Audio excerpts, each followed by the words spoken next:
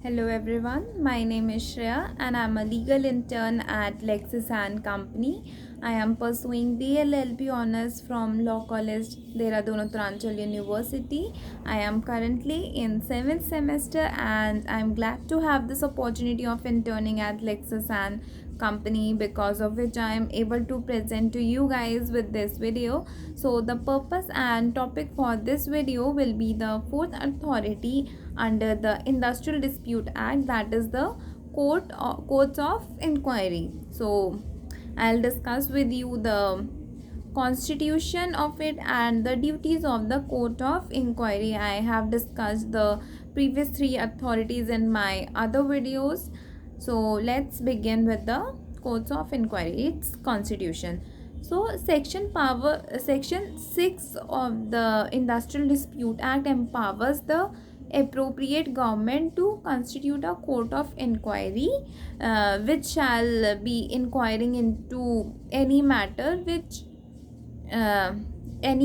which is connected with or relevant to any industrial dispute. That is, the courts of inquiry will look into the matter of dispute between the parties of any of the industrial establishment.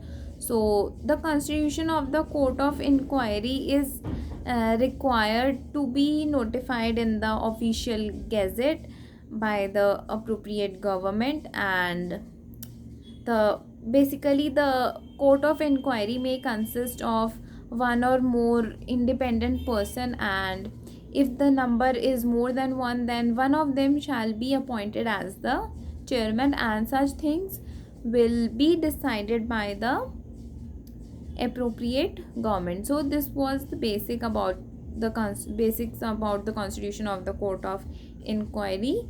Moving on to the duties of the court of inquiry, as the name itself specifies that the court of inquiry, the duty of it will be to inquire into the matter which will be referred to it by the parties to the dispute.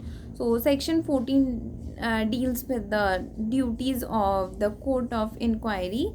So the first duty of the court is to inquire into the matter referred to it, and the second duty of the court is to make a report to the appropriate government of the inquiry which is held by it. And after the making of the report, which is ordinarily to be submitted within a period of 6 months from the commencement of the inquiry. So this is a necessary condition which is imposed upon the court of inquiry, that you have to submit the report within 6 months from the date of your commencement of the inquiry related to the dispute. Basically, the word ordinarily appears to indicate that the period cannot be extended beyond 6 months, and the report of the court of inquiry is to be published by the appropriate government under section 17. So this is an important point to it to be noted. So as I have said, that the object of the court is to inquire into and also reveal the causes of an industrial dispute. That is, everything which will be related which will be found in the investigation, that as to what were the basic causes or because of which the dispute has arisen, and it will also specify what can be the possible solutions to resolve that disputes, and if the dispute it is failed to resolve the disputes, what were the reasons, what were the conditions which were lagged. So it will all be specified by the court of inquiry. However, the decision of this court will not be final. It cannot give a decision. Its only sole purpose is just to inquire or to investigate the disputed matter. So it is no more than a fact finding machinery. It has to find the actual facts of the dispute. So